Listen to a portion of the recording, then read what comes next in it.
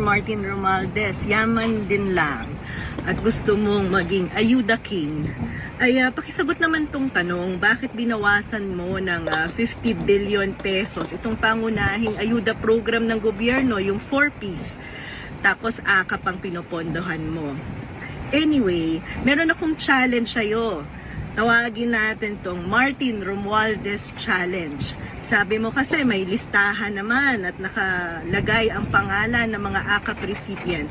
Ilabas natin tong listahan na to, publicly available at makikita online sa internet, no? Tawagin natin tong hashtag ilabas ang AKAP listahan. Alam mo kasi, tax po natin yung ginagamit sa pagpapamudmod ng AKAP program. So kailangan ma-validate natin kung totoo nga bang mga tao itong tumanggap ng AKAP ayuda. Kasi baka mamaya sa listahan na yan, dyan naman natin makita si Cheese Curls.